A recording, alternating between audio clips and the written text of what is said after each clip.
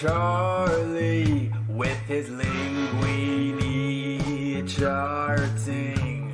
He loses sometimes, but hardly. He's BTC Charlie.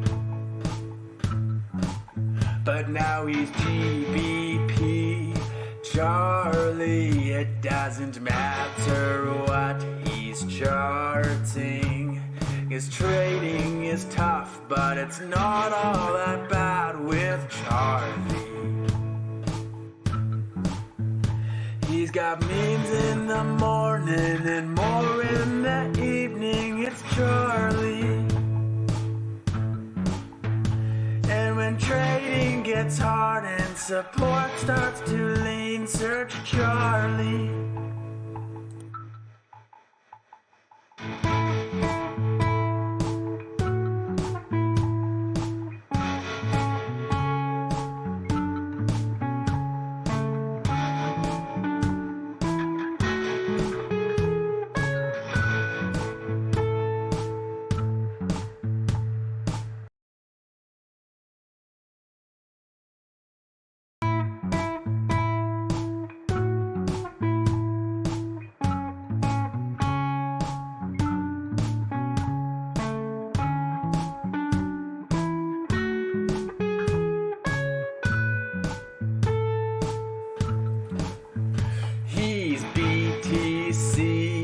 Charlie with his linguini charting.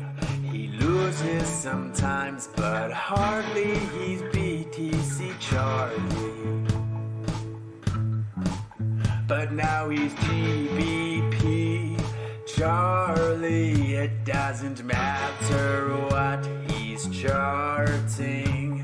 His trading is tough, but it's not all that bad with Charlie. He's got memes in the morning and more in the evening. It's Charlie. And when trading gets hard and support starts to lean, search Charlie.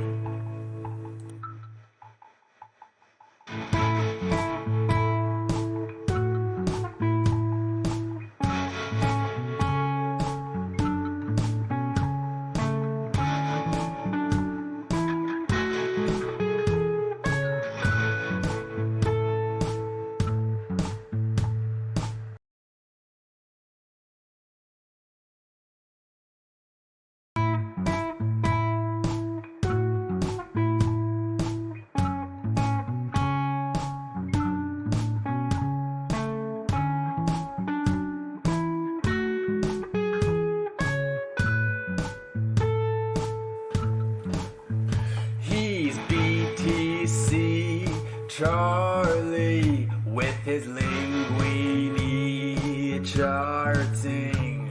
He loses sometimes, but hardly. He's BTC Charlie. But now he's GBP Charlie. It doesn't matter what he's charting. His trading is tough, but it's not all that bad with Charlie. He's got memes in the morning and more in the evening. It's Charlie. And when trading gets hard and support starts to lean, search Charlie.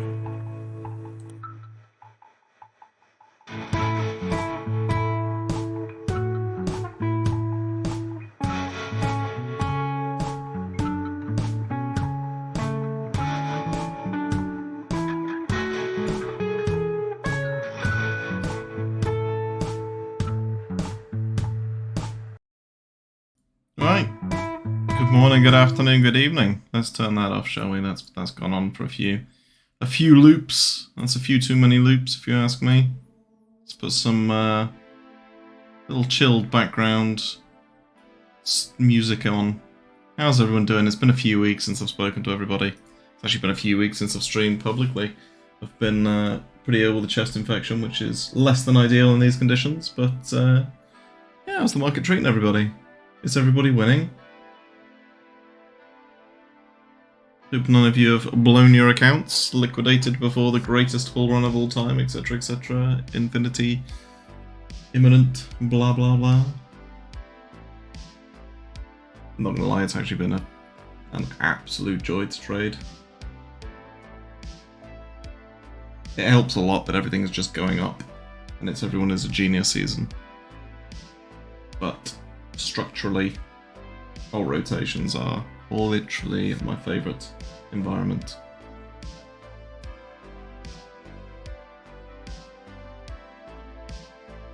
Spaghetti Master of Coin, I like that. Please could you cover Spaghetti Indicator? Of course, it wouldn't be a Charlie stream if I didn't, my friend. Catching Charlie's stream on YouTube, I am blessed. Yes, there's still a few people on Twitch as well who are watching it. It's fine, watch it on either, don't really care. I just, I'm trying to move over to YouTube because I think it's better. I think in 2024 I'll actually drop some videos on YouTube and it might even be a source of useful information as opposed to just a depository of my streams. But we will see. It is it's a new year, new me and all that kind of jazz. Not really. How is everyone? Is everyone super bullish? I hope everybody's made some money the last few weeks. Anyone got any incredible trade stories, like they put $1,000 into whiff and it turned into 1.8 million or something stupid? We got any of those kind of people in the chat? Hello, VBI, TVK, my friend. Degenning on chain is good. Yes, it is. I mean, this is the thing, is like, as much as people meme about like low cap meme coins and all that kind of stuff, I mean, it can just be a little bit of fun. Like collecting Pokemon cards way back in the day, right? You like the dog with hat or whatever. I don't own any, by the way. But, yeah, made bank with Newt and husband. See Fabio's in here just talking about like the utter... I haven't even heard of those, mate. So I presume they are the utter, you know, dog shit of dog shit in terms of low cap, sol, trash tier stuff. Which is great, because if you're putting a few dollars in that you can afford to lose in these kind of things, and they turn into a meaningful amount, it is absolutely wonderful.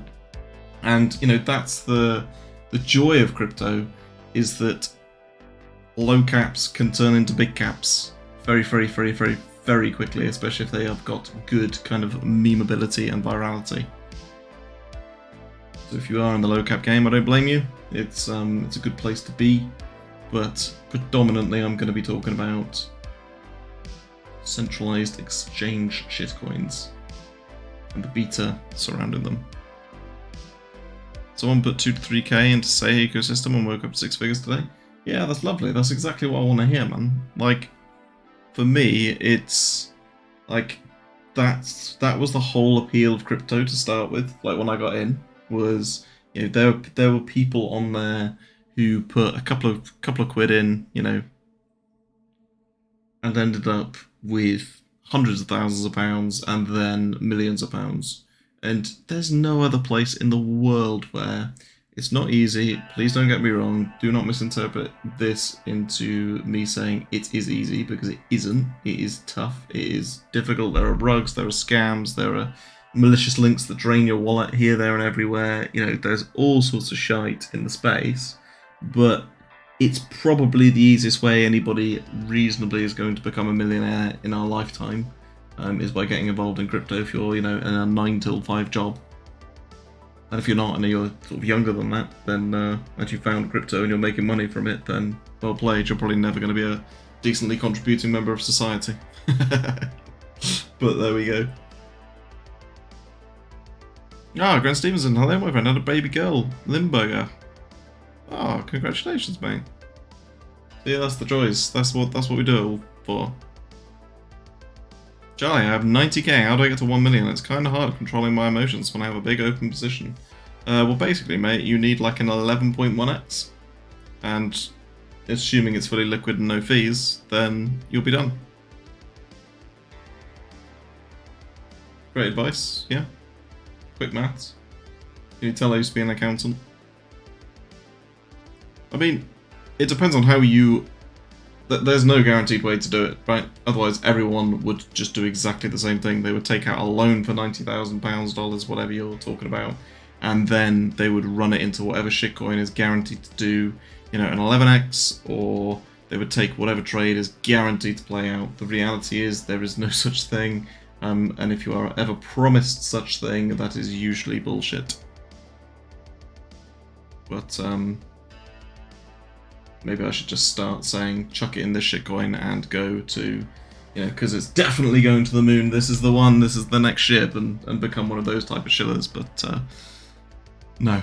The reality is, you've kind of got a couple of different choices. Like, you actually have to sit down, like, well, personally, I think you have to sit down and have a plan to do it, and your plan can be, I'm going to ape into low-cap meme coins, you know, $400 at a time, as long as they are less than 300k market cap or something of that ilk. The meme is good, you know the dev, you've seen the dev, you know, launch other projects that haven't rugged or something of that ilk, you know, have some criteria. Or you can go, right, well, I'm going to trade perps, or I'm only going to trade BTC, and I'm only interested in BTC spot positions, and I'm going to take a, you know, a positional trading kind of style, which is I'm going to take 1 to 3 trades a year, basically, when it's at extremes, and it's at a value area that I want to do business at. So, you know, that kind of thing would just be like literally zooming out to the, you know, Bitcoin weekly chart, essentially, and looking for any kind of signal to kind of get on board and buy some spot, you know, low time frame range reclaim, whatever it might be, you know,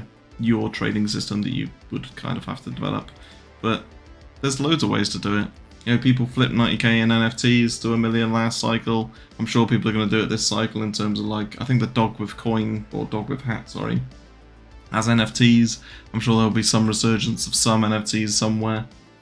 But yeah, pick something, get good at it, network with people, and manage your risk is personally, you know, the top of my list. But then I'm very risk averse, you know. I'm not going to be the guy that put his entire net worth into one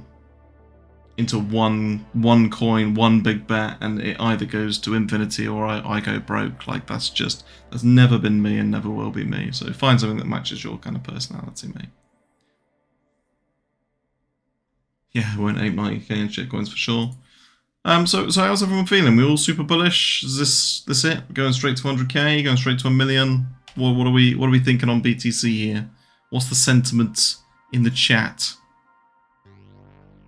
How's everyone feeling? The last time we streamed, I ran through that and didn't take it myself because I'm an idiot.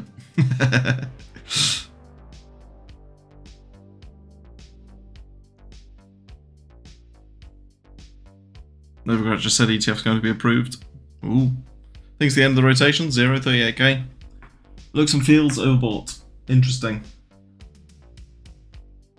0, Thomas, just straight in there. We're gonna launch an ETF and we're gonna rug pension funds. That's what we're gonna do. I thought we were topping a month ago with memes and Luna pumping. That is a great comment, and I would like to examine that a little bit further.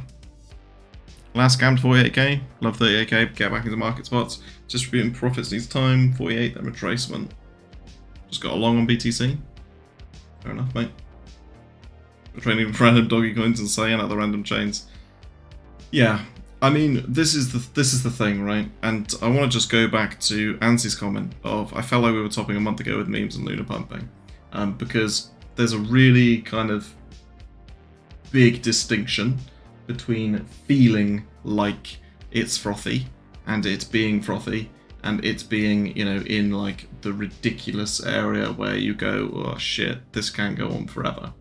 And you know, for me, one thing that I've been doing very, very, very consistently, and I've walked through a ton of trades in the Paragon group recently, like particularly bonk.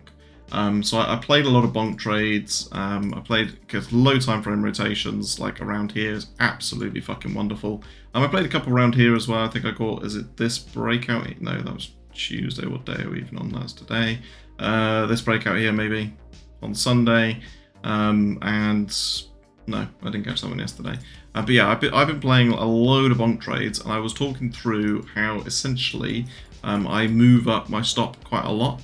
So because we are in a highly trending market for certain altcoins, certain strong altcoins, like with Say today, like Say I've been absolutely pillaging and Sui has been the next one.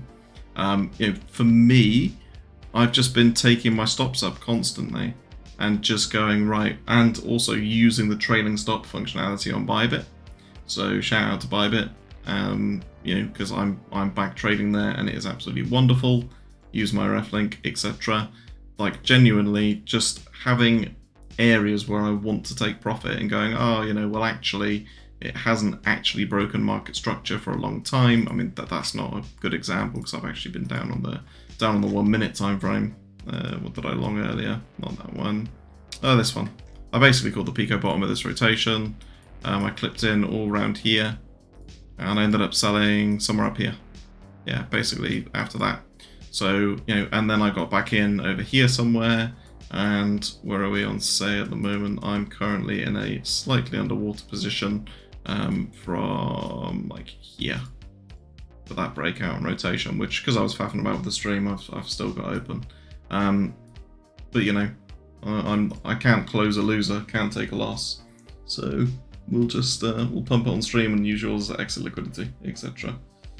But yeah, like genuinely, like having a plan to take profits, but taking advantage of the conditions is where I want to be at the moment. Because I completely agree that like it's really frothy, but some of these moves can be completely redacted, and they can kind of remain redacted longer than you can stay solvent.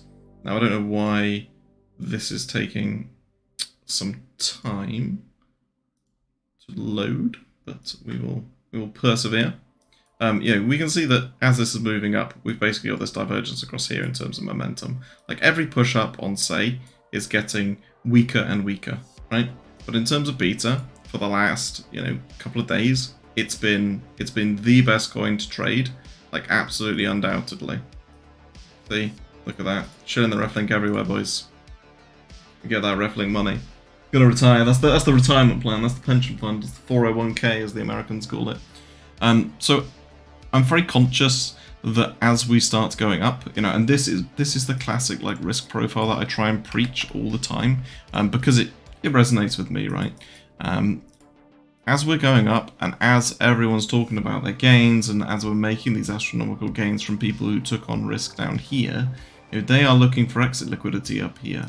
And that is everybody who decides to get super risk on at these points and doesn't have any form of like backstop protection to say, well, actually when this does pull back, because what typically happens in these trends is, a coin moves up 20%, pulls back 5%, moves up another 20, 30%, pulls back 10%, goes up again, comes back down 30%. These drawdowns get more aggressive typically as the structure moves up. And we start seeing that actually the pullbacks get deeper and deeper and deeper, and it's harder to stay in perp positions, and it's harder to keep your profits.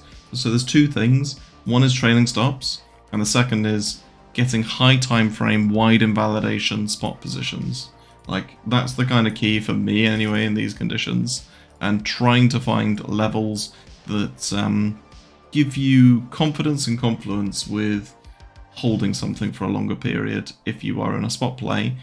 Or just taking profits off the table reasonably, not quickly, but aggressively with regards to low time frame rotational trends if you're low time frame rotational scalping. Does that all make sense? Because I feel like I've just ranted and rumbled a little bit there, but it's a point that I keep stressing in the group and I keep talking about it because it's so kind of the opposite of what I did in 2017 personally. I went, I started off with basically no knowledge and no nothing. I was basically like completely risk off. Prices started doing this. I was like, maybe I'll dip my toe in. And prices started going like this. I was like, well, okay, I'll put a little bit more in. Prices started going like that. Right, I'm fully fucking in. And then boom, that's it. And that's kind of the exact opposite of what you want to be doing. Instead, as prices start going exponential and really start running, for me, it's about, well, when am I actually going to cash some of this out and turn it into real money and turn it into flats or houses or something like that and go, right, well, this is like a real income stream that I can live off for the rest of my life, as opposed to some shit degenerate numbers made by a graphics card somewhere, right? I'm bullish on crypto fundamentally for some real use case purposes, but, you know, structurally, there's a lot of stuff that is a lot better to own for a safer investment over a long-term time horizon if you are making, you know, sizable gains. Good trading random doggy coins and sales. Sorry, I've read that. Many else look like they're about to do what Bitcoin did in November 18. Oh, do I have to go back and look at Bitcoin chart for that? November 18. I was here. But okay. Oh, this. Oh no, you're saying November 18. Wash. Yeah. So that was the classic, like, death spiral, wasn't it? The classic wum, wum, wum, wum, and then dead. I don't know. As long as there's rotations, I'm still going to play them, right? Like, I don't want to aggressively short anything. And actually, I was in a pretty good bonk short. Where was it? It was here. So I caught the downside of like this rotation here around 0.028 something or other, and I'll tell you the story because it was quite funny. I kicked my network cable out of my PC completely accidentally and got disconnected from Bybit and absolutely shat myself being in a short on a very high beta asset that has basically ripped everybody to shreds over and over. So, yeah, it was quite a frantic kind of work out why my internet was down, which it wasn't. It was just me being an idiot.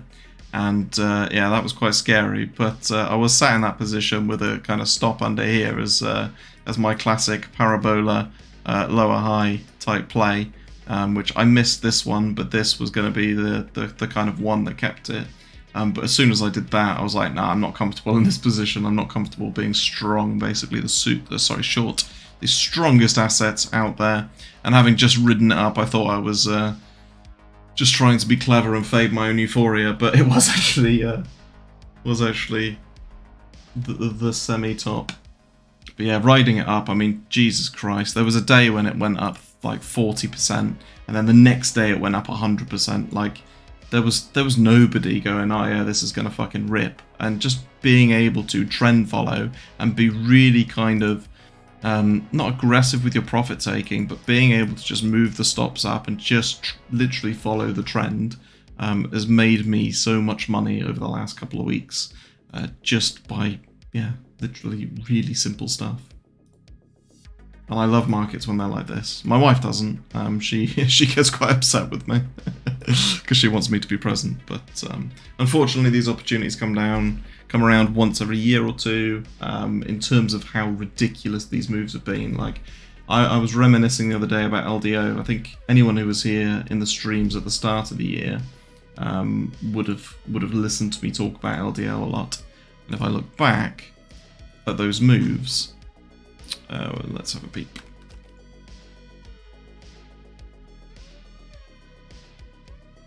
This was like a 2x. Right, and that was a fucking gift. That volatility was absolutely incredible to trade. I loved it.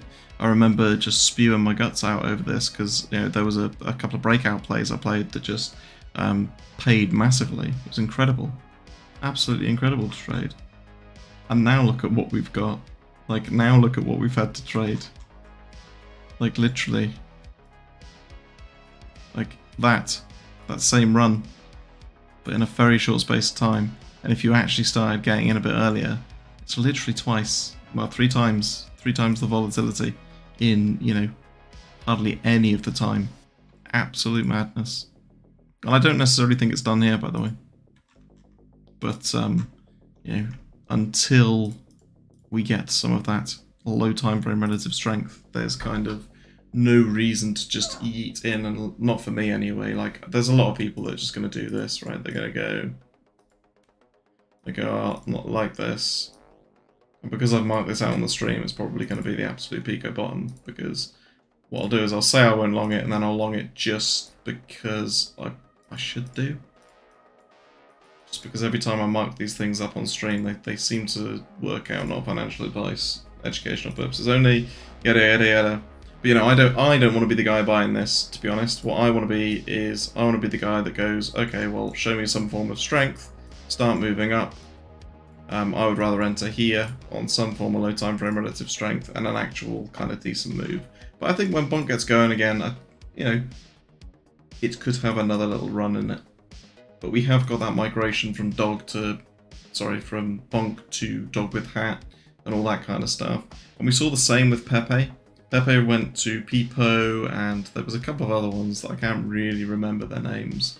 But you know, when we're starting to get to that end of the cycle, it is quite fractious in terms of everyone's risk on. And if everyone's risk on, who's there left to dump your bags on?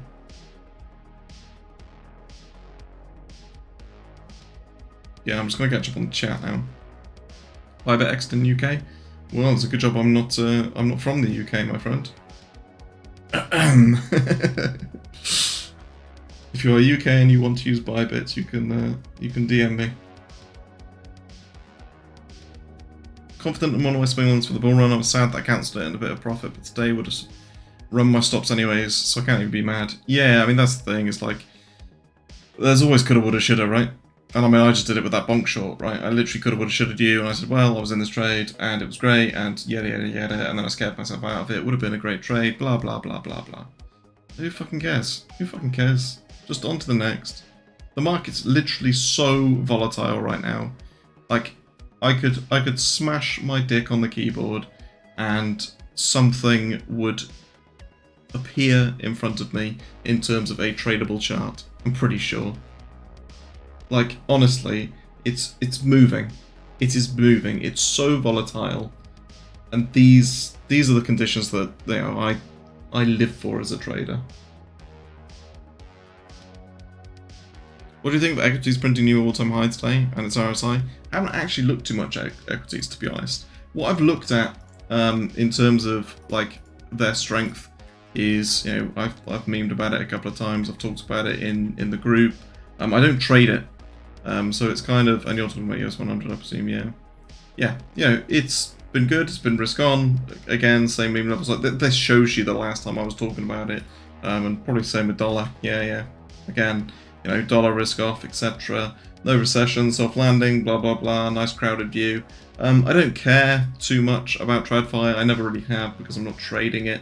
But obviously it's a proxy for risk on, risk off in terms of crypto. But wouldn't it be funny if we got, let's have a look at your point around RSI. I mean,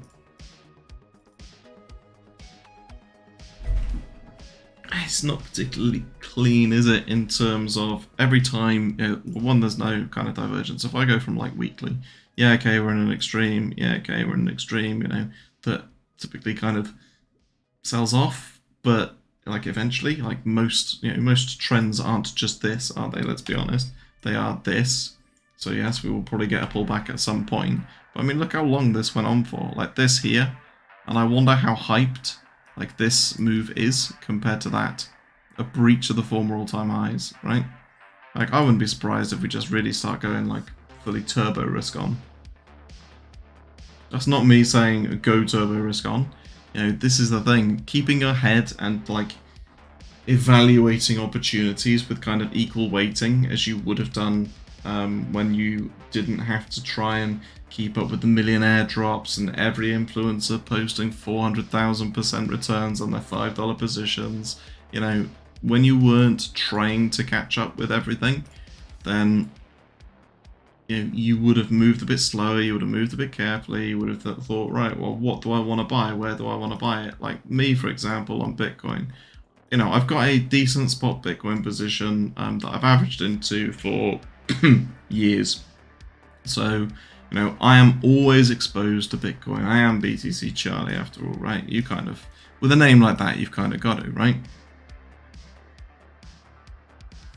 But, my point being that you can just mark up levels where you kind of want to interact with things and where you want to buy bags. I had a really good soul trade on actually. I was long from down here somewhere, I think it was. Where was I long from? I think it was long from like literally this Pico breakout. I posted it on Twitter. And I sold it the other day, like up here somewhere. My original target was like $80, and it was not far off it. But now I'm looking at Sol, and I'm looking like, right, well, this parabola, if I can actually get some form of higher low down here, I could be tempted again. I could be tempted to jump back in it, and actually if it holds this support and we get some form of like low time frame interest and relative strength, yeah, I could ride that one more time. But the important thing for me is, in that trade plan, I've got an invalidation, and I'm going to size that on the basis of my invalidation. Like, most people just go, oh, fuck it, Sol's going up, look at it, wonderful, Sol's the meta, everyone's buying dog with hat and all this other crap on Solana. So this has to play out. This is like a surety, this is a guaranteed trade. So I might as well just triple my size, quadruple my size, because it's so good. Like, don't get me wrong, there's the odd time where I've done it, and there was a trade on Bonk where I went absolutely a little bit ham. Where was it? I posted it in the group, but it was essentially a breakout trade. This one? No, wasn't that. Oh, it wasn't that long ago. It was this. It's this. Pretty sure it was this one down here, where it was this like that, and basically down here, just smashing by. Oh, come on, smashing by, like as we flew up. Don't think it was that one. Oh, it was that one. It was that one there. Yeah. Here we go. Sorry, you're gonna have to forgive me. Yeah, it was that one. So it was a lot higher. But it was literally this, and then yeah, that's it. Because it ran up 40%, and then the day after it ran up 100%. But que sera, we you know, I am taking profit, and that is my personal approach and my personal risk. Because you know, it's still, you still would have had to have eaten a 25% drawdown on that position, and whilst that was a generational bottom, in terms of Bonk, you know, it's probably not even down there now, I don't think. Oh, it's just about, yeah. So I would have round tripped that entire thing potentially, but you know, taking profits, I kind of got Jim in my ear screaming at me sometimes, especially when you're going fucking ham. Like, I had a really tight invalidation on that, and I probably helped that a little bit.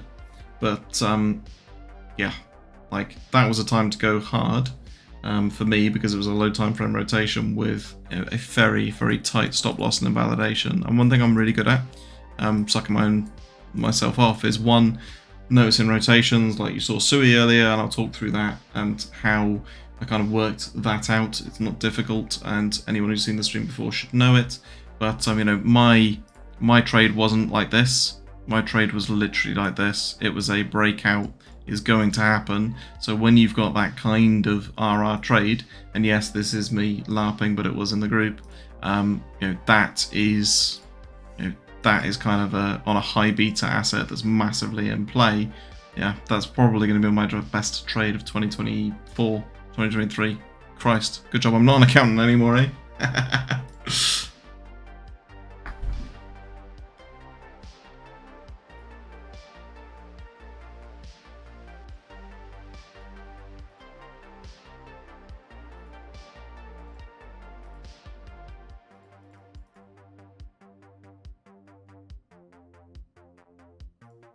What's happened? Are people still here? Welcome to the chat room. It's not rugging me, is it?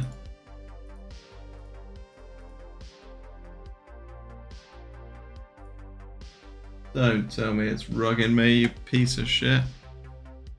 No, yes. Ah, okay. Hello. So yeah, so what's the next play? So let's go for why I saw Sui earlier. So really, all I'm doing is looking at this all day, every day. So it might all be a little bit more obvious to me, but when I'm looking at this, and when I see this, and I see this completely move against the entire market. Like, you can see it visually here. You can see everything doing this.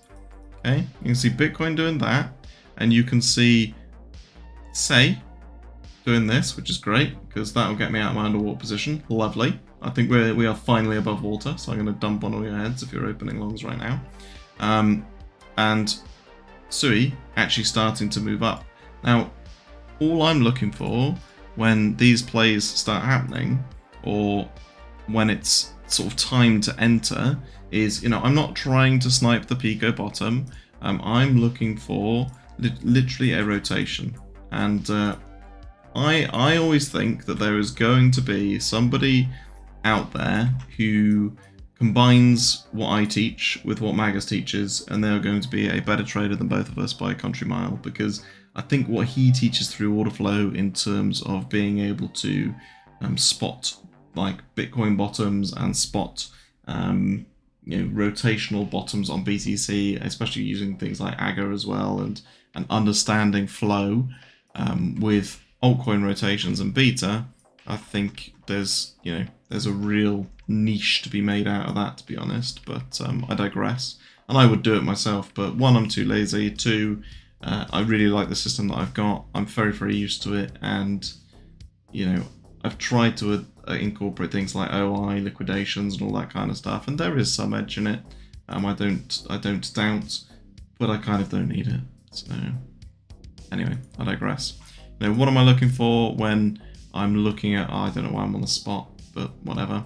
I'm looking for reasons to get long, high beta, strong assets all the time, and it can be as simple as they've had a strong move out of the spaghetti. So the actual, if you drew this as like average beta and average percentage compared to Bitcoin, like pretty much everything is in that region, right? I'm going to just do it as a rotated rectangle because I'm a little bit like not great in terms of all the trading view tools. But if you visualize it like this and you say, well, this is the red zone, I'm just going to kind of ignore everything in that. I'm interested when things start moving out. And I could see that Sui had a good move kind of beforehand. So let's go lower time frame.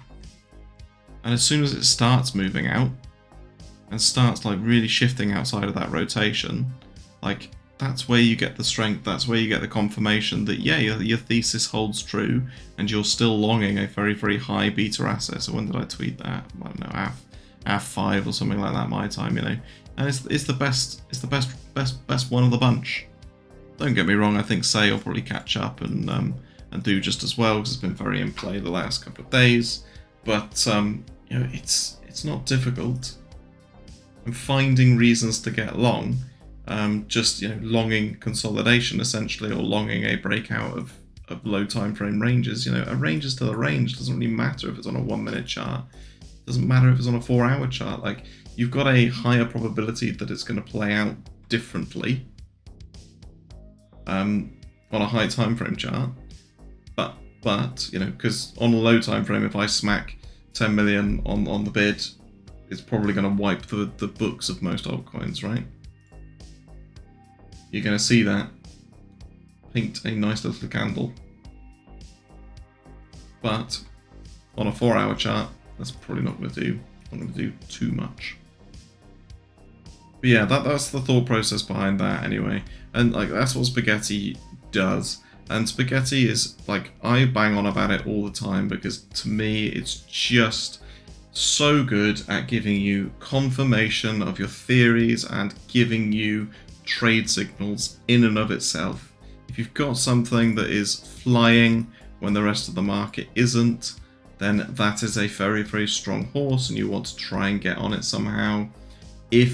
Or it's a news event, in which case it probably does that because all the news traders are fucking ridiculously fast these days.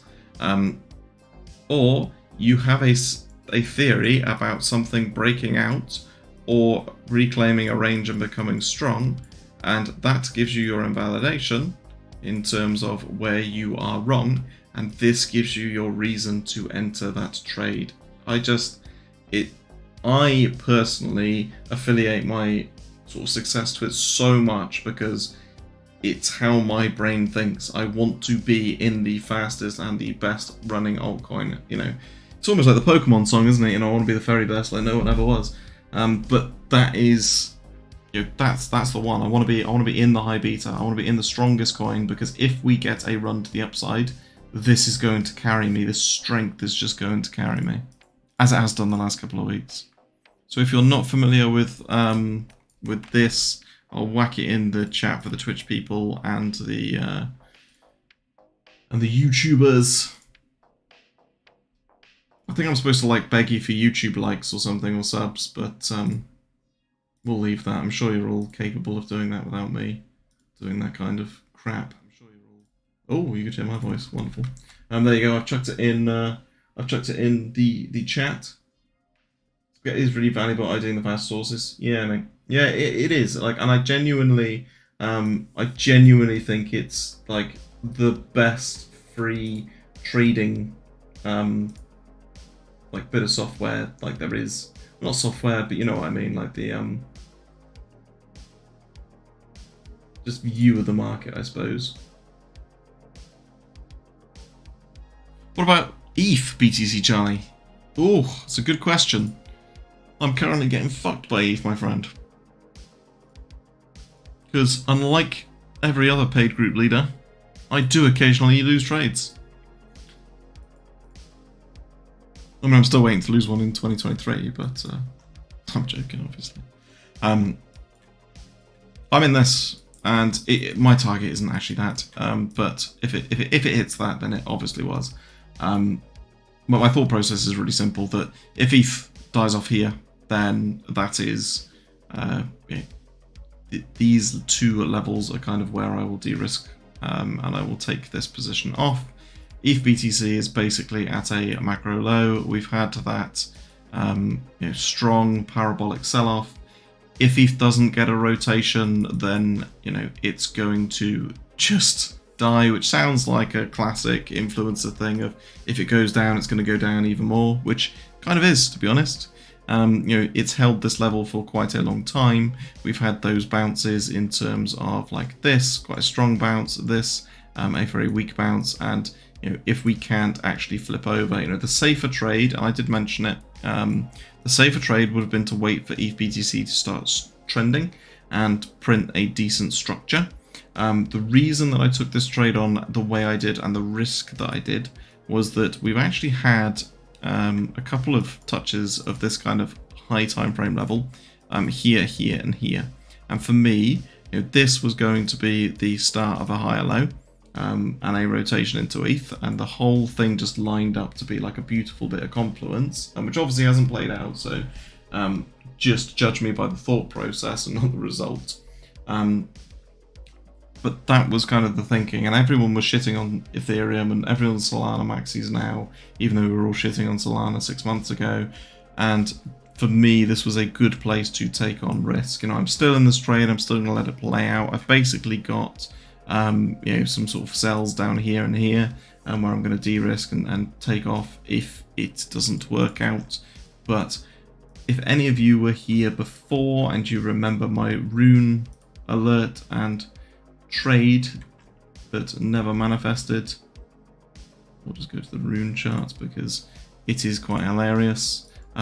It taught me a pretty valuable lesson, that when you have, which is a lesson I knew, but I was just being a greedy tight ass accountant that I'm kind of familiar with being. I had this kind of level marked out, and I had an alert down here. And the idea was that we had a breakout, a wonderful breakout of this range, and this, however many day, year, whatever consolidation, and I never got my retest. Is actually down there, whatever. I never got my retest, and it just literally fucked off without me. So for the sake of being greedy for what was, literally a kind of 1 or 2% move on a swing trade, a high time frame swing trade, right? So separating the two, if you are entering this on a 1 minute chart, wanting a scalp, 1%, 2%, that's a huge variance, huge. if you are entering this on a spot position on the break of the range that has been established for years, and you are literally shifting your position ever so slightly, the material difference of you being right or wrong from here compared to here, it's really not a lot. And obviously, like, it ran a lot higher. I don't think my target was that high, if I'm being honest. I think I was targeting here. Well, actually, where I've drawn it. My brain is obviously scarred with that memory. It was something like that. That was the thought process. And I missed out on that trade because I was too greedy waiting for a pullback that never came.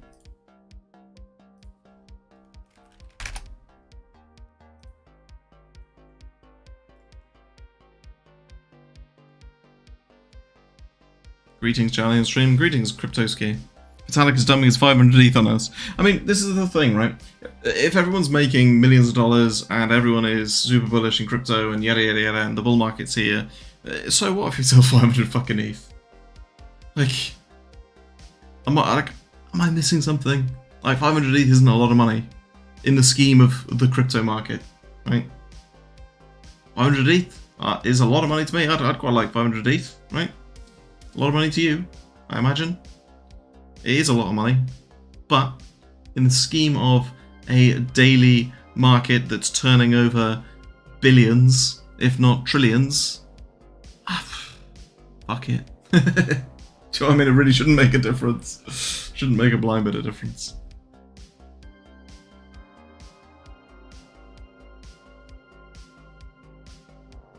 Looks so bad with the weak bounce. Yeah, it does. Sorry, I'm just catching up on chat while you're staring at a rune chart and me not doing much.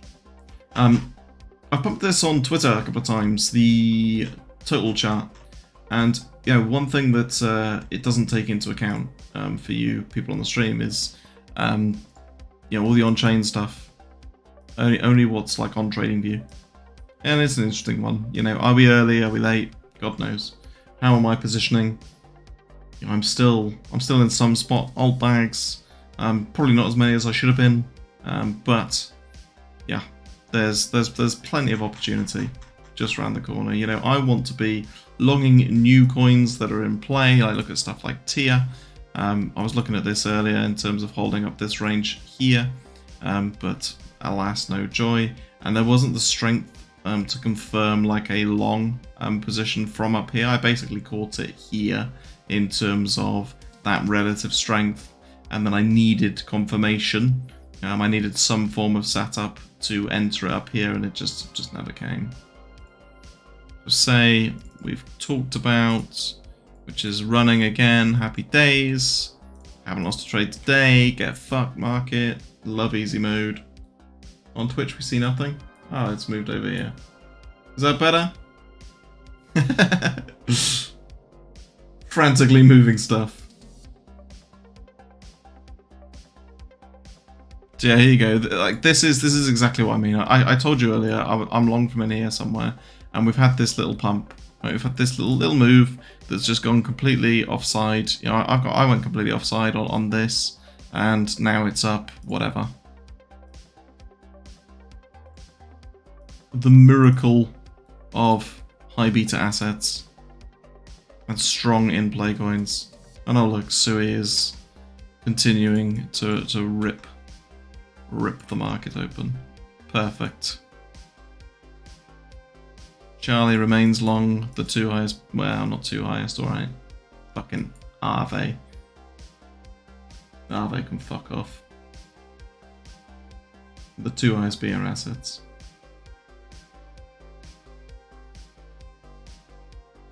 You can see the chart now though, right?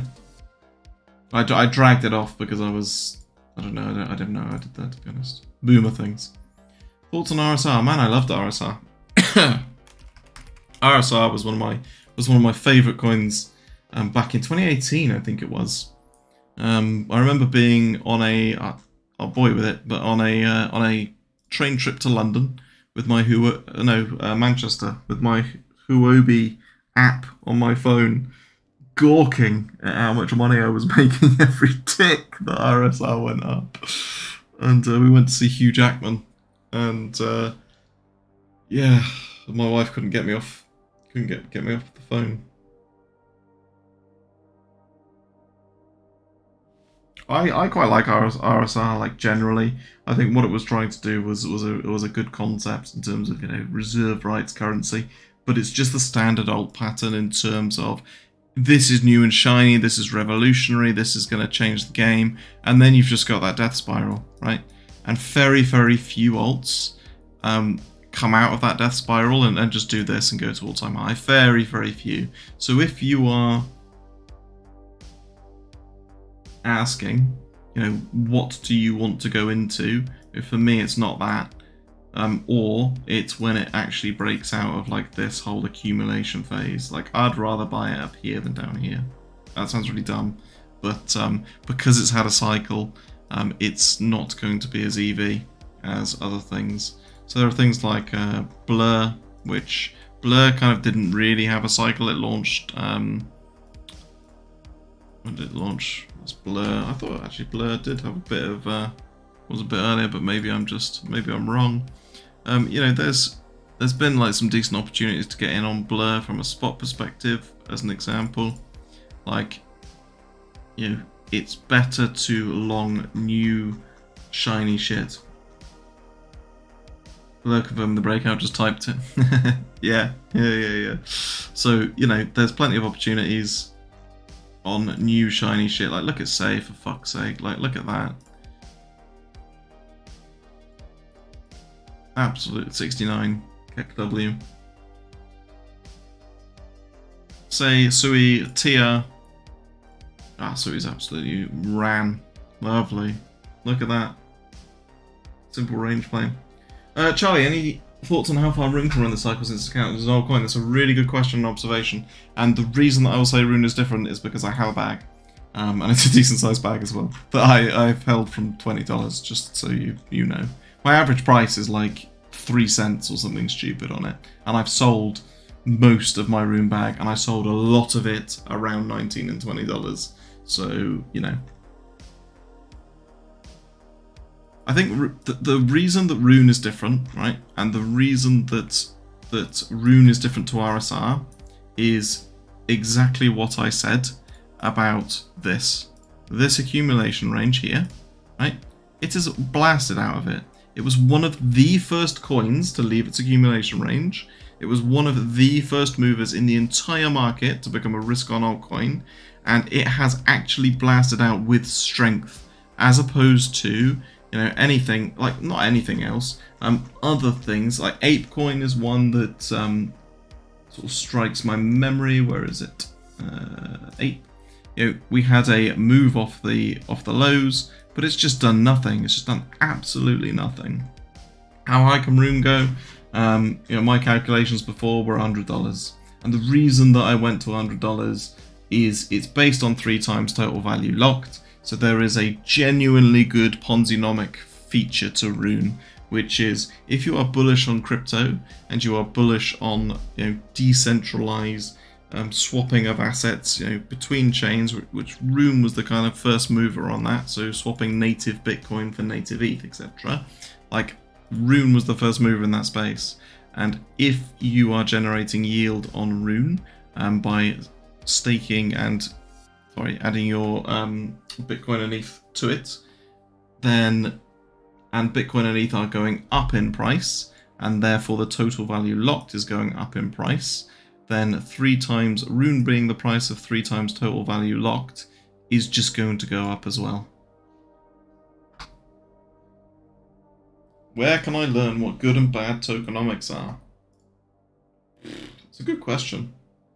I don't think I actually have any specific content on tokenomics. I have a massive fundamental analysis guide which does cover tokenomics in the Paragon, actually, and it talks about the split between seed investors, public sale investors, what I think good looks like in terms of split between the token generation event like TGE and all of that kind of stuff. So your sell side pressure and how your sell side pressure is stacked versus the kind of buy side incentives to own said tokens? So are there burns, which is pretty shoddy?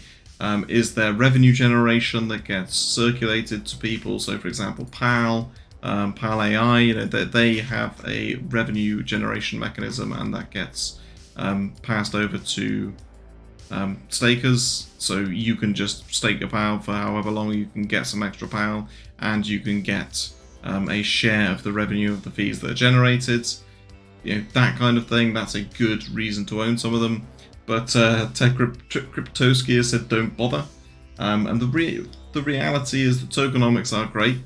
And they're great for that kind of mid-IQ person like myself, who likes to create a very rational and reasoned structure to their planning and thought process.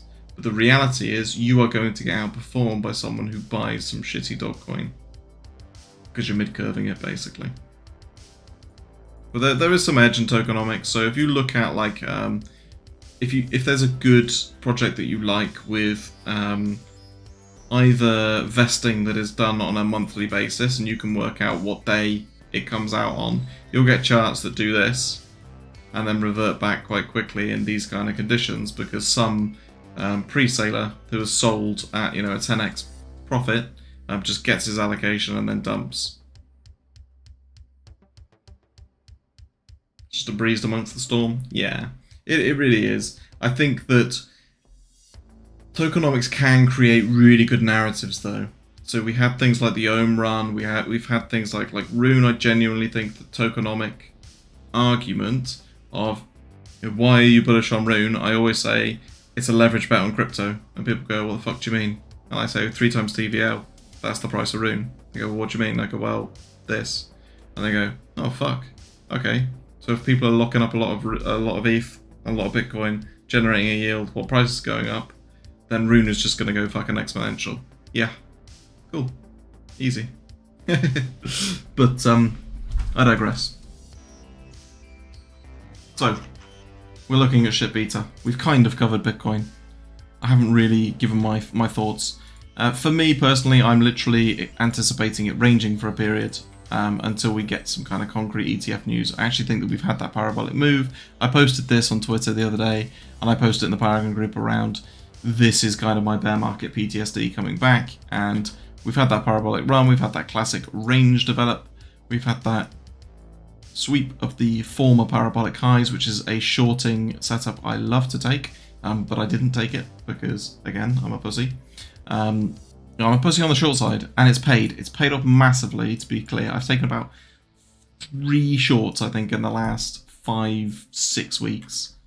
One of them was the bonk one, and a couple of other ones that have just been, literal low time frame rotations or hedges. I took an ETH short a couple of months ago, weeks ago maybe. I don't know. It's all blurred into one, which was actually in profit for a long time. And all of crypto Twitter was giving me grief. It was here. I literally shorted this, and we sold off quite dramatically. We retested, and then obviously we broke out and shut me out of that. But it was a good place for me personally, or maybe it was even over here. But it was basically the highs. I can find it on Twitter if I could be asked. But it was my hedge against losing altcoin rotations. So, I am always trying to think of, well, if Bitcoin does this, how am I positioned? If Bitcoin does this, how am I positioned? And how am I going to trade? And equally this. And the same with ETH, in terms of what are the 3 scenarios and how am I going to manage my trading and exposure.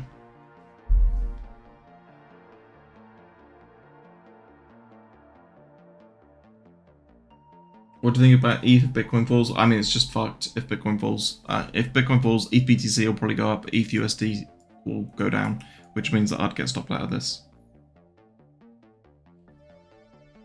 With my experience in crypto, where do you think we are in terms of cycle? It's really difficult to tell you, because the honest... Actually, let's do... So there's like 100 of you here, right? Across the 2 platforms. How many of you joined crypto in 2023? And actually, just tell me when you joined crypto. Just type it, 2022, 2021, whenever. Just literally type the year in that you joined crypto. We're going to do a survey.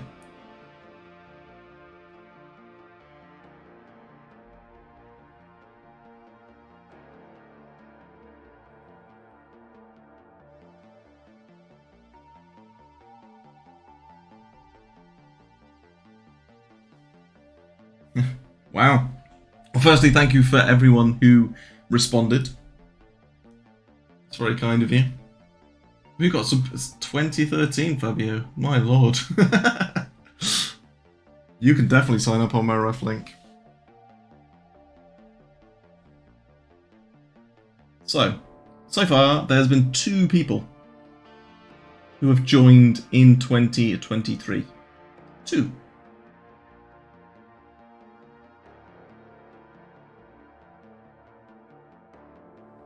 So, my point there is, if you think that there's going to be a lot of people, and I made this facetious point on Twitter the other day, and obviously nobody liked it, and like 30 people unfollowed me, was that, and bloody Inverse Bra retweeted it as well. I think it was Hentai Avenger who posted Google Trends for how to buy crypto have just tipped up, and was comparing it to 2021, and I replied saying something like, yeah, they don't need to know how to buy crypto because everyone's still here, still getting fucked.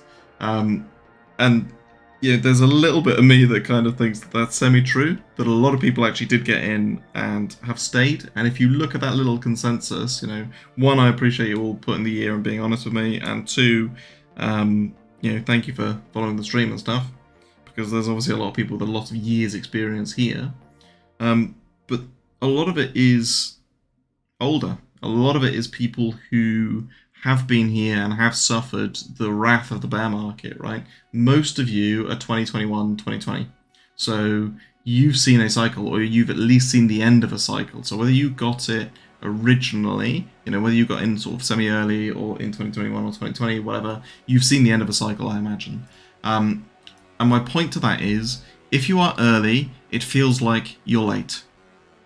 So this is why I'm trying to have a balanced view, and I've had a balanced view all year, right? So to my dismay, I have not been a turbo bull after the FTX sell-off, which I potentially should have been, knowing price action now and knowing what we know. But you know, when we had like the collapse of Luna down here, everyone was like, well, that's it. You know, this is the reversal of how much worse can it get, yada yada yada.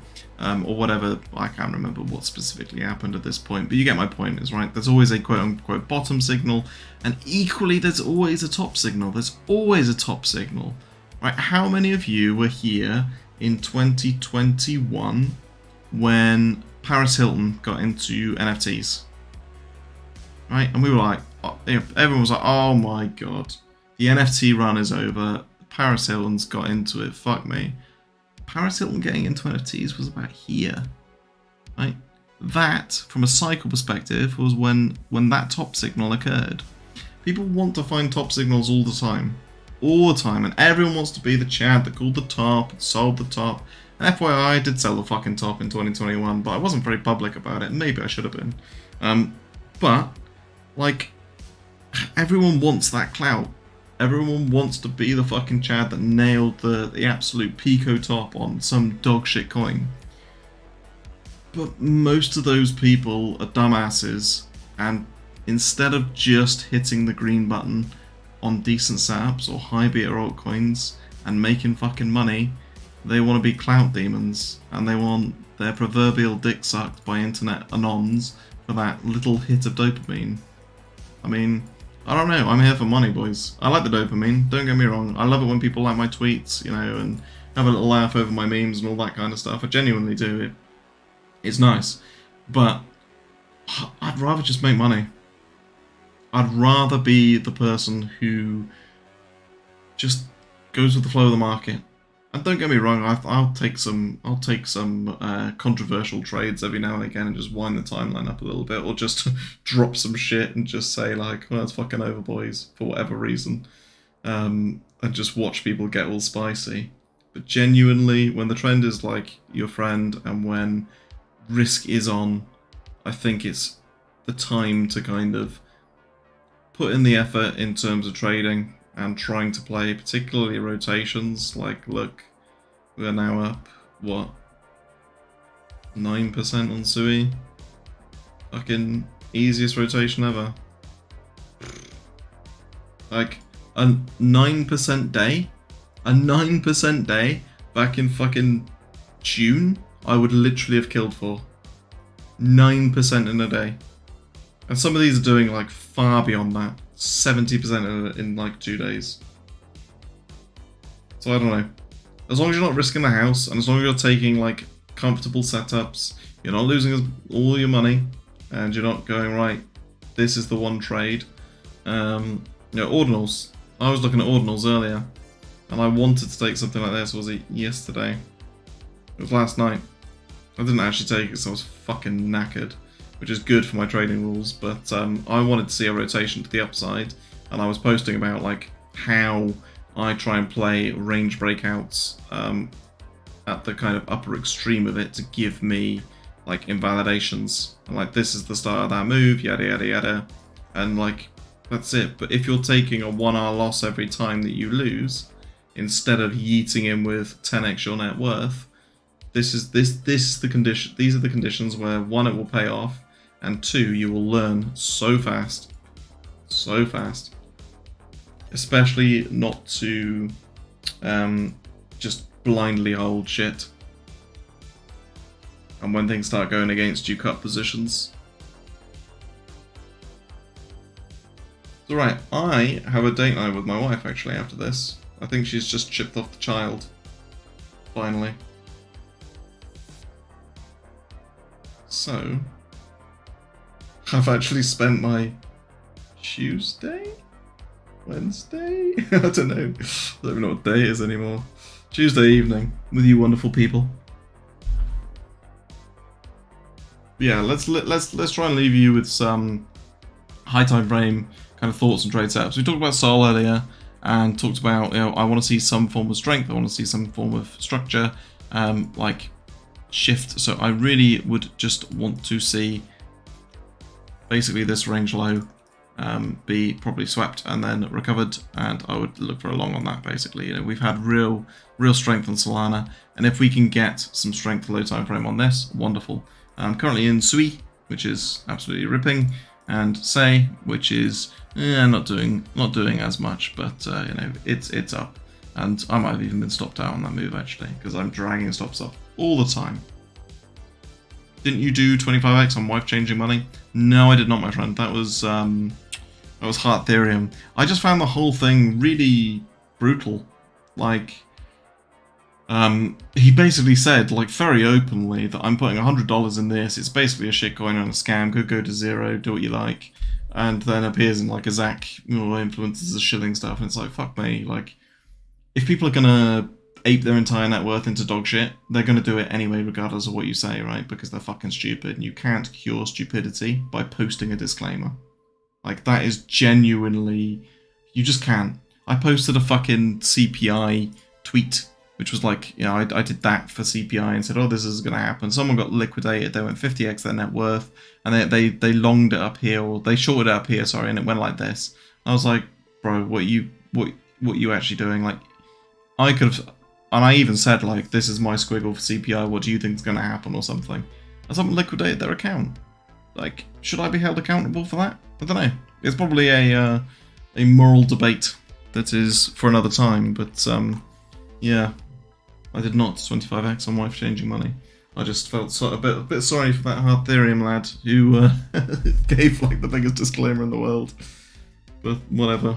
I invest in private sales and stuff. I do a few partnerships, and I'm happy with that. I don't give a shit. I think that's perfectly fine, to be honest. But everyone's got their own standards, right? I get like 5 DMs a day. What's the next ship, Charlie? What's the next ship? Be fucked if I know. If I did know, why would I tell you? If I tell you, because ship was literally like, it was traded by like 5 people. There was about $40 liquidity or something stupid. It was nothing. It was tiny. Tiny. Well, 1 ETH buy moved the chart like 25% or something stupid. It was fucking nuts. But if you shill that, you go to Twitter jail now. I guess there's and yeah, Smokes, DM me. Yeah, there is genuinely, like, there's a way to shill things, I think. Because you've already bought it and need to dump on the plebs. Yeah. And that's it. I think there's a big difference between saying, this is the next 500x and this is going to infinity, which is, I think that is cringe, and I think that's really bad, and I think that's actually illegal in the UK, to give like specific price targets like that. I don't know, maybe not, but you know, whenever I talk about things, I just go, I've bought into this, either the private sale or on the market or whatever. These are my reasons. You don't like it, get fucked. Thoughts on Inspect? Yeah, that's been a bit of a disappointing one in terms of the price action since launch. I mean, it launched at, I can't remember what multiple for kind of pre-sale investors, but it launched at quite a decent multiple. They've not done huge amounts of marketing since. Where's the chart? Let's have a look. Inso would help if I could actually. Oh Christ! Yeah, that's not great.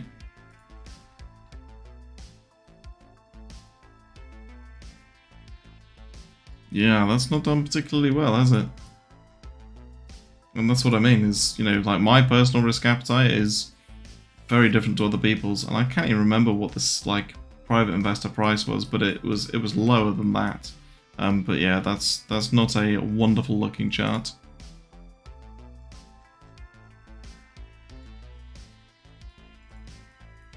You know, for me, again, it's like, I don't want to buy, like, I'm not the bottom buyer, that's not me. But I'd be happy to buy like range reclaims and stuff like that. But it's obviously reasonably like low volume on the old dexes.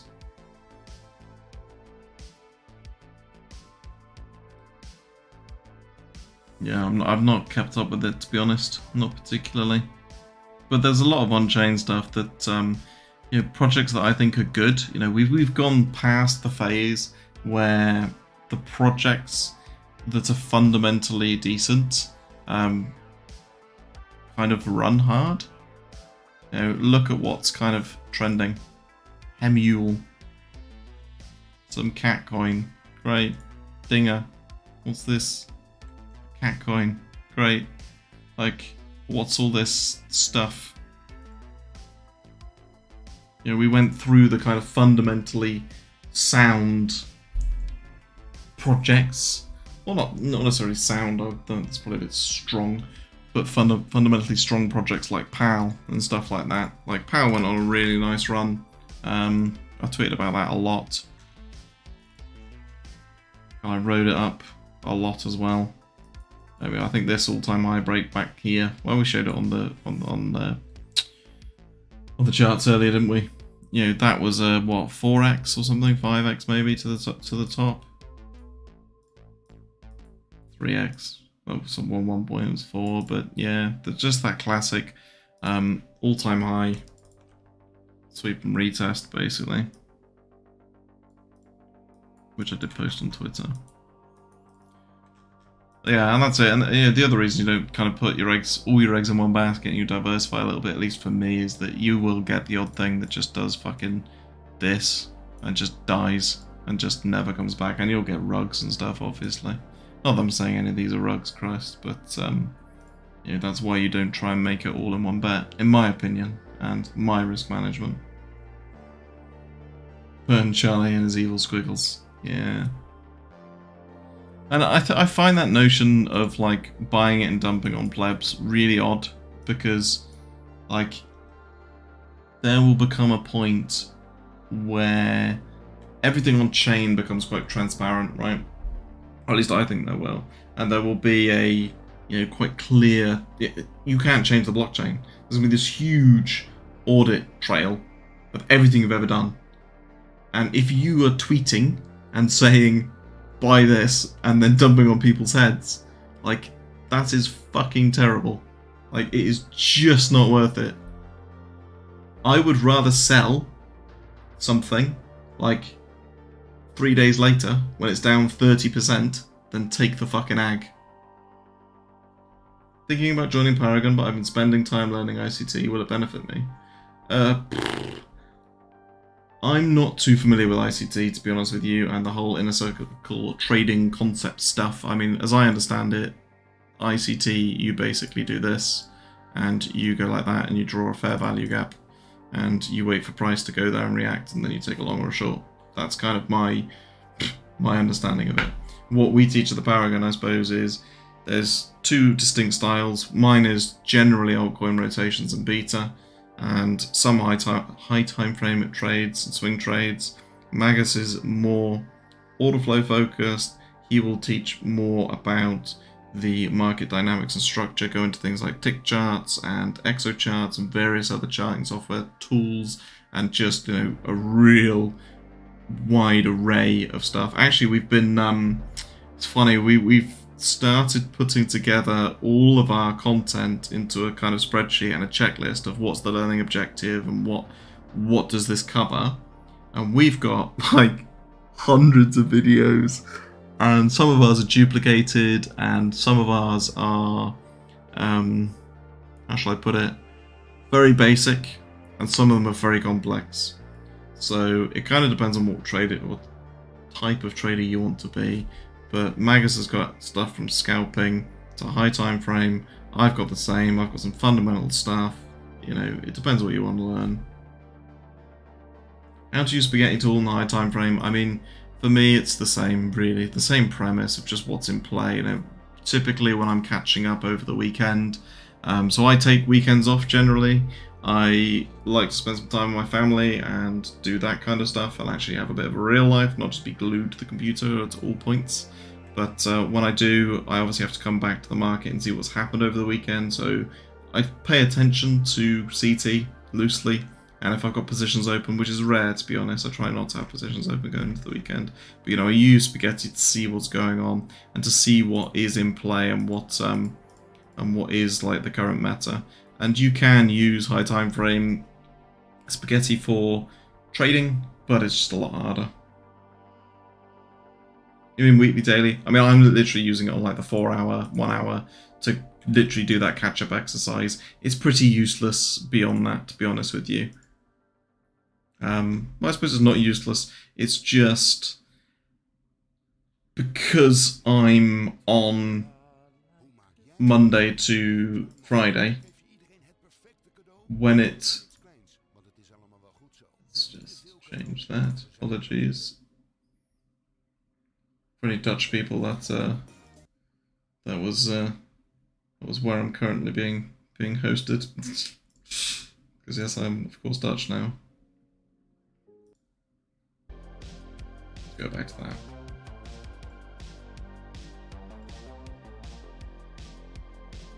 So yeah, because I'm doing the catch-up exercise with it, that's why it's semi-useful. But like, you know, looking at this, like, how do you know? Like, that's just a bonk chart basically. That's all that is. That's all a bonk. That's just a bonk chart now. Big time about to move. Wonder if I'm using it correctly.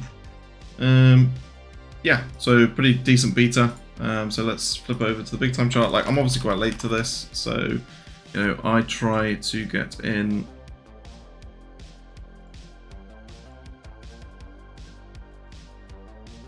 Yeah, that's actually quite tasty in terms of,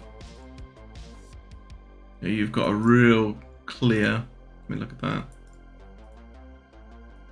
meme trade. You have actually got a real nice invalidation on that, and you've got that low time frame relative strength. That's really nice. I like that. And that's what I mean, is like when you're blind bidding levels, like I don't like blind bidding levels. Like, I just don't. I don't like it. I want to see something. I want to see, like, obviously my fucking target's not going to be up here, right? But you've got this. Yeah. You got this. So like for me, my execution on this would be,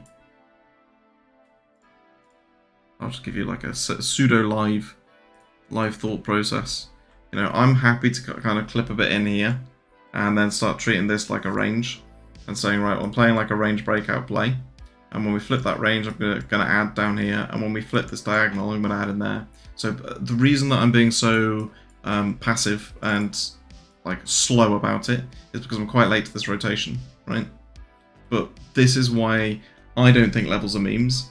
Levels are useful to give you invalidation. Reactions to those levels confirm that there is demand there, and relative strength gives you the indication that you need and the confidence that you need to jump in on that trade. Now, not every trade works out. This isn't a foolproof method or any bullshit like that, right? I'm not trying to fucking sell you the 101% win rate indicator or any shite like that. I lose plenty of trades. I round trip plenty of trades, blah, blah, blah. But in these, incredibly well. Incredibly well. So yes, good spot, Crypto Biggie B.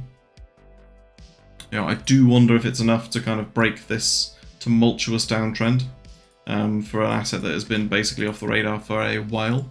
But yeah, high time frame looks good in terms of a bit of a mean reversion and a bounce. Like, my targets wouldn't be up here. It would basically be a rotational target. And a rotational target, what I mean is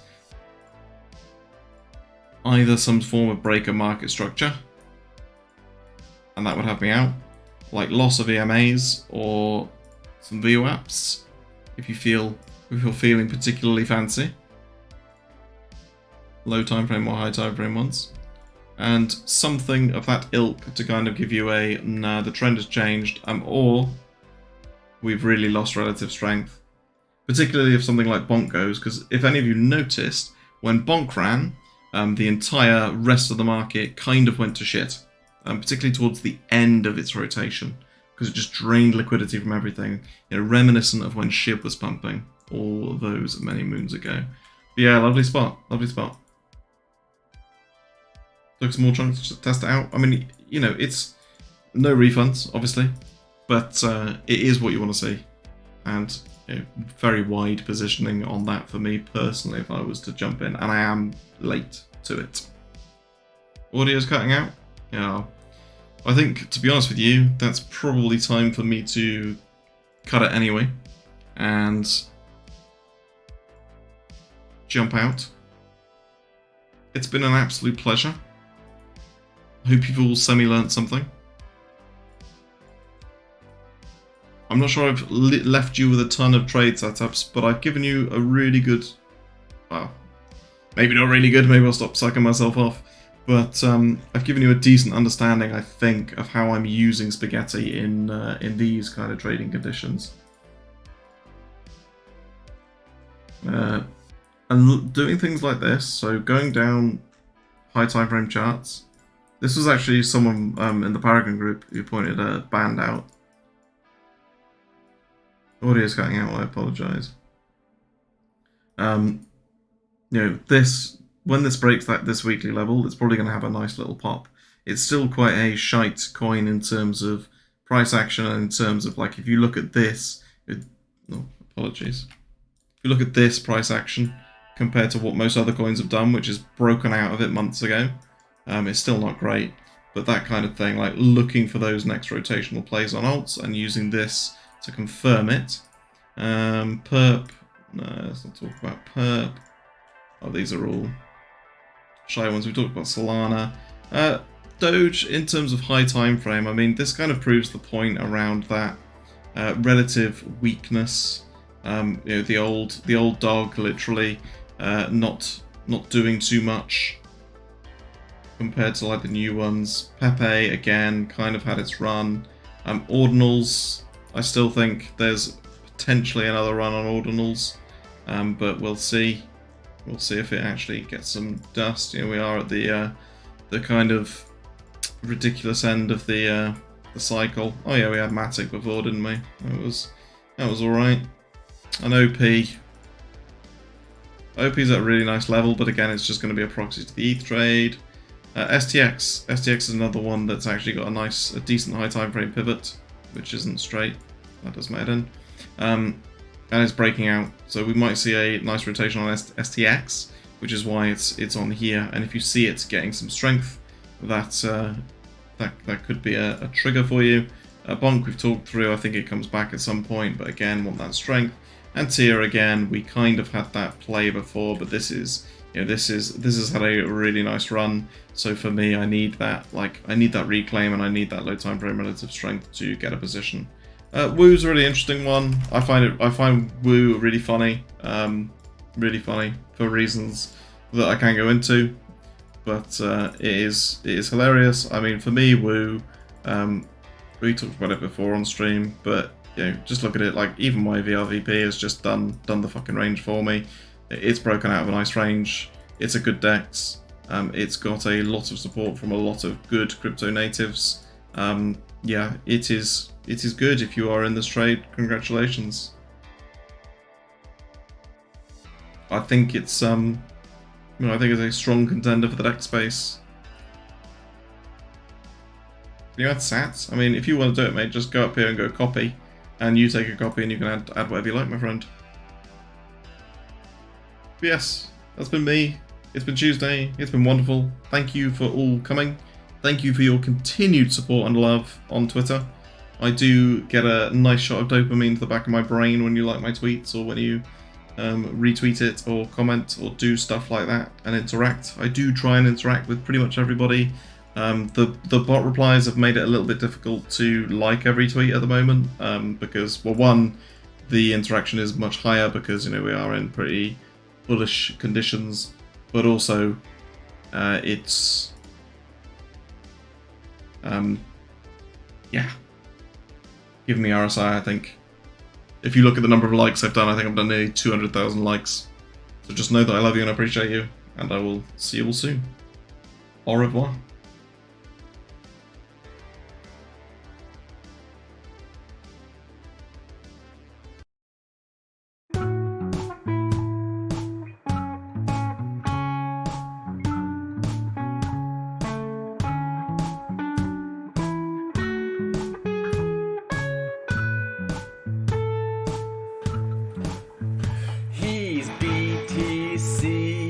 Charlie with his linguini charting.